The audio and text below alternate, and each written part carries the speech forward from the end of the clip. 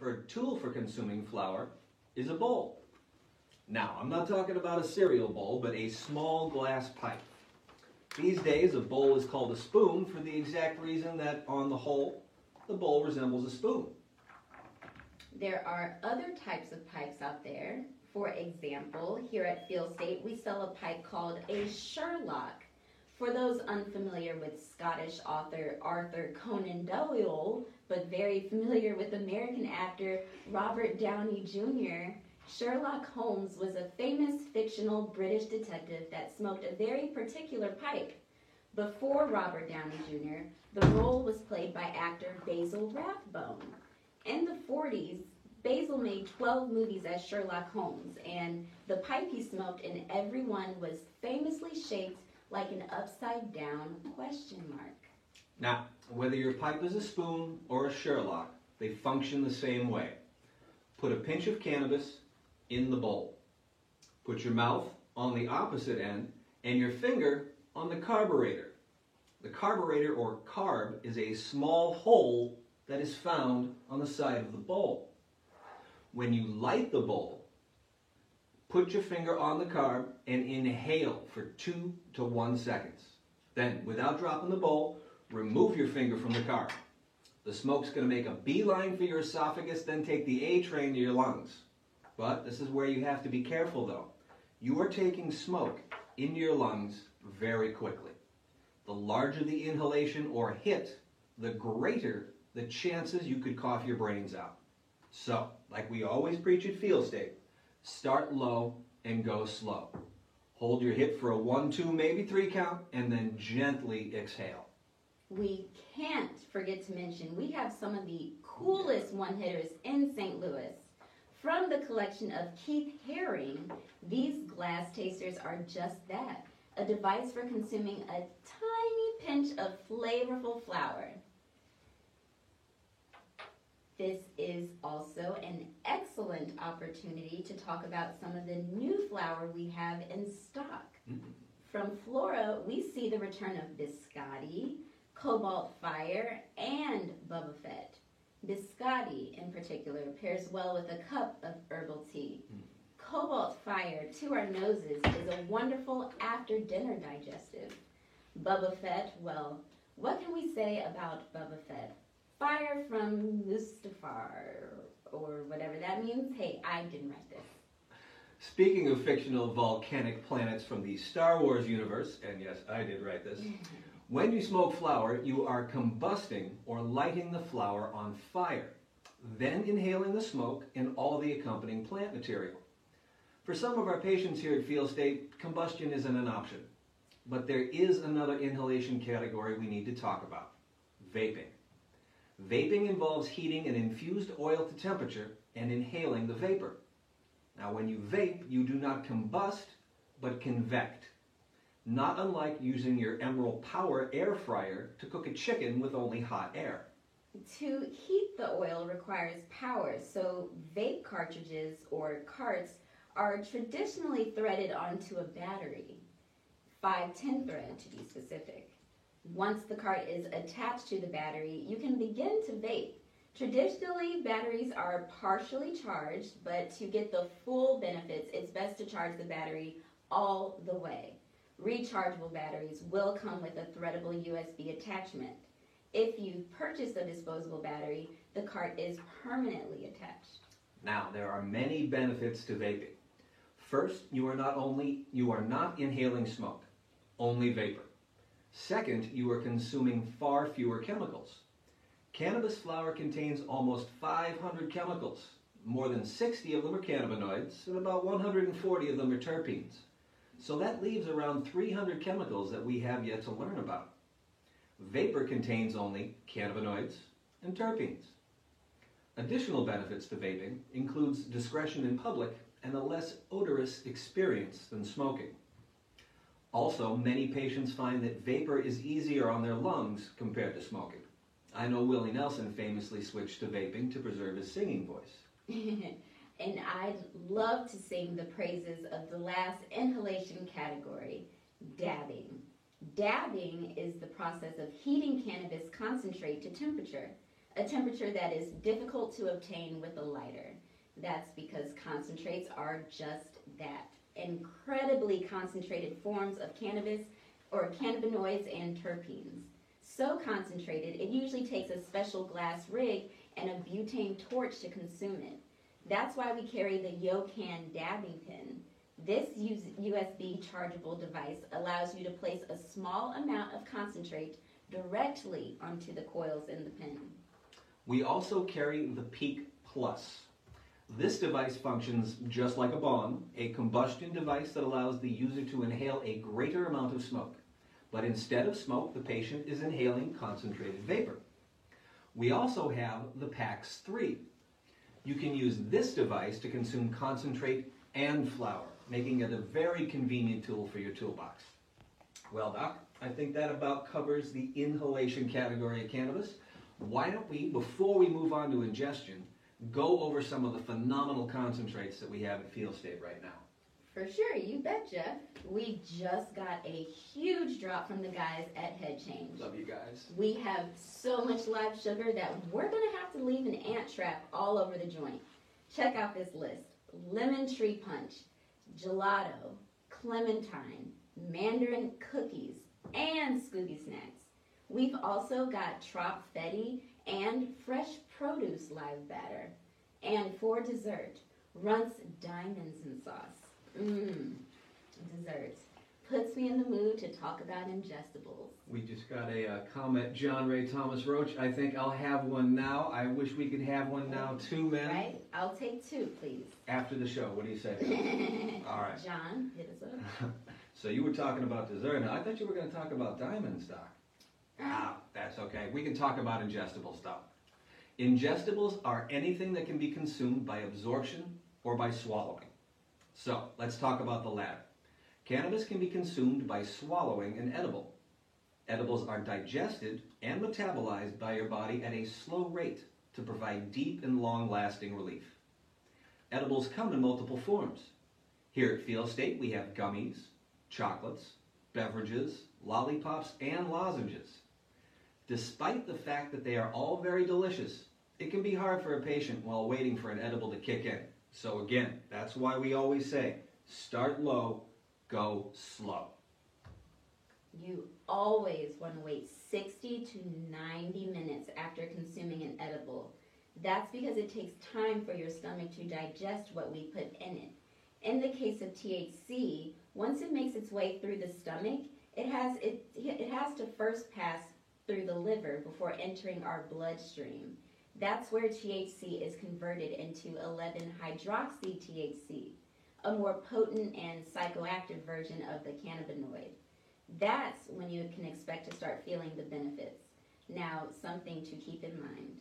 THC is fat soluble, so if you can eat an edible before or after, let's say, a bunch of French fries, a fried chicken dinner, or an ice cream sundae, you might have a stronger experience. You are feeling hungry, aren't you, Doc? Something else to keep in mind is that stomach acid can destroy cannabinoids and terpenes. So, if you consume an edible on a full stomach, there's a better chance of preserving them. But the effects will take longer to kick in because you're digesting a full stomach. If you eat an edible on an empty stomach, you'll feel the effects faster, but there is a greater chance of terps and noids being destroyed as they are being digested. Hey Doc, did you know that drug tests don't even test for THC? This is going to be a mouthful, but they test for 11-nor-delta-9 tetrahydrocannabinol 9-carboxylic acid. That's what 11-hydroxy-THC is metabolized into. All Just right. thought I'd throw that out there. Thank you, Jeff. You're welcome. You're full of useful information. We should probably tell our viewers that edibles aren't the only way to ingest cannabis. There are also tinctures, which are alcohol or coconut oil based that are infused with cannabinoids. Put a few drops under your tongue and leave them there for 60 to 90 seconds. The tincture will commingle with your saliva, eventually making its way to your stomach. Hey Jeff, did you know that edibles can also be taken in capsule or tablet form? I sure did, Doc. But before I get on with my next line, I'm going to have to say hi to Renee. Hey y'all, hey Renee, how are you doing out there? My girl, hey girl, hey.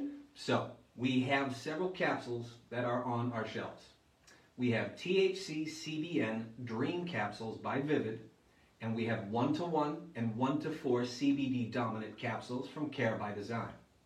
Our newest tablets are from Amend, and they're 1-to-1 microdose tablets. Each tablet has 2.5 milligrams of THC and 2.5 milligrams of CBD. We also have Amend's Sleep tablets. Each tablet has 6 milligrams of CBD, 2.75 milligrams of THC, and 5 milligrams of melatonin. And by the way, the only tools you need when consuming edibles are a mouth, saliva, and at least one hand. We have 2 more consumption methods to talk about. The first is mucosal delivery. Let's revisit the Amend tincture Jeff just talked about. So you've placed a couple drops under your tongue and you're leaving it there for 60 to 90 seconds. While the tincture is sitting there, it is passing through your mouth's mucous membranes. This means it is bypassing your passing through your mouth's mucous membranes. This means it is bypassing your digestive system, entering your bloodstream directly, and making the effects feel faster. Tinctures are not the only product you can consume mucosally. You can also take a gummy, cut it into smaller pieces, and leave them under your tongue. As your saliva slowly digests the gummy, the medicine passes through your mucous membranes into your bloodstream.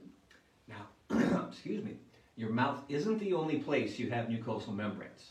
That's why there are anal and vaginal suppositories. Now, Missouri doesn't yet have any of those products on the market. So, the next time you visit a dispensary, and hopefully it's your local field state, let your bud tenders know that you would like to see suppositories for sale. I'm not ashamed to admit from suffering from hemorrhoids for the better part of 4 decades, and Preparation H doesn't cut it anymore. So if any topical manufacturers out there are watching, there's a market deserving of your attention. For that matter, I would love to see some transdermal patches hit the market, which is a perfect segue to our final consumption method, topicals. Transdermal patches are specifically dosed adhesive patches you can apply to your skin. The medicine in the patch is absorbed by the skin, then enters the bloodstream directly, just like mucosal delivery.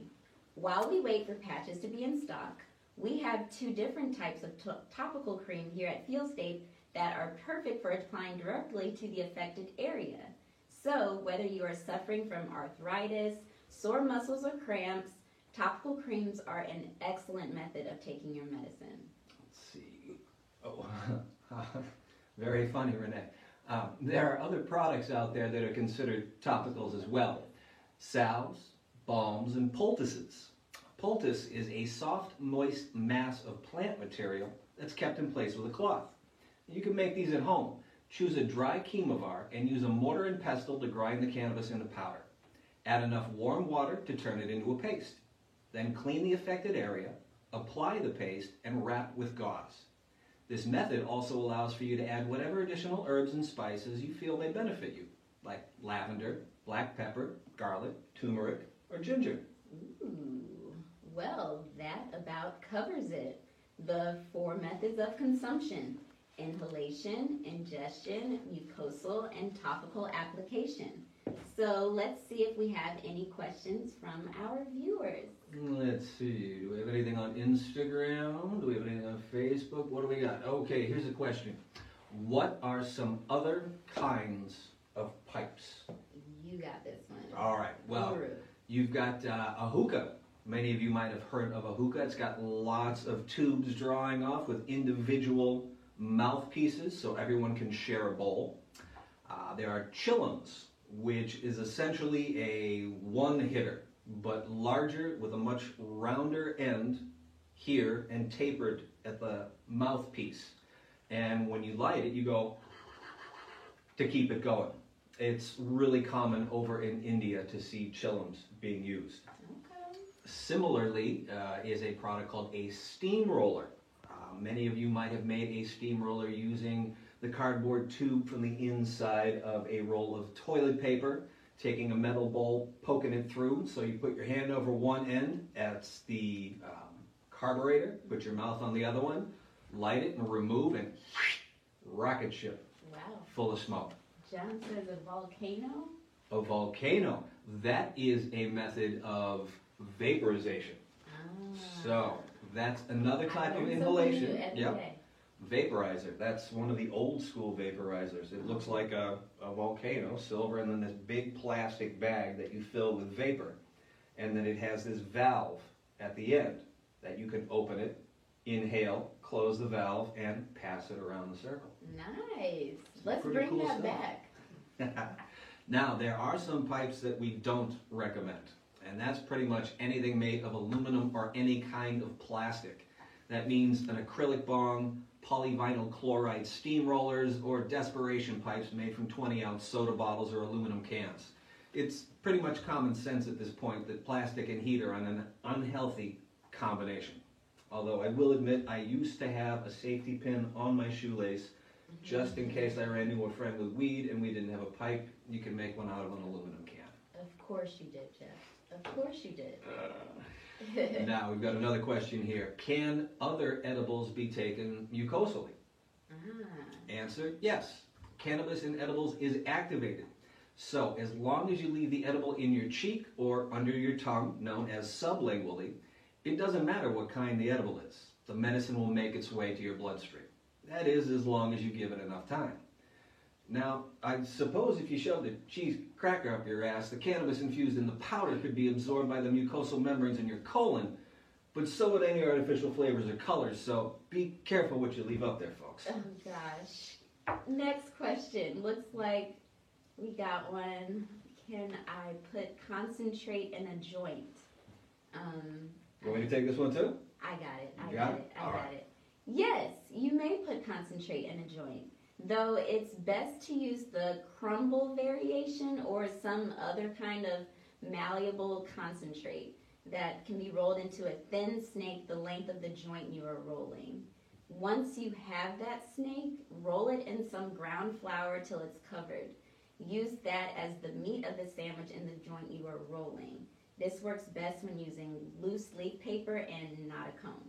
Very difficult to fit a snake into a cone after you've already got it rolled up. Impossible, actually. And our last question, why don't you take the last question too, Doc? Alrighty then, what other kinds of topicals are there? Well, this question definitely takes me back to my pharmaceutics lab days in pharmacy school. In this particular laboratory course, I learned about every topical there is and how to compound them. Wow. There are ointments which have a higher concentration of oils and less water than a lotion does, and there are balms which are water-free and made from oils and beeswax, and there are salves which are similar to balms but with less oil and beeswax. That makes them easier to apply and absorb. As far as ease of absorption, it goes from fastest to slowest, so from lotion to ointment, salves to balms. And I think we can wrap up this show here. Money is time, time is money. All right, we want to thank everybody that's tuned in for episode 6 of The Feels. When we come back next Monday, we are going to be talking about cannabis packaging and labeling. So that should be a real interesting episode. Thanks to everybody out there for checking us out, and we'll see you next Monday. Bye. Peace out.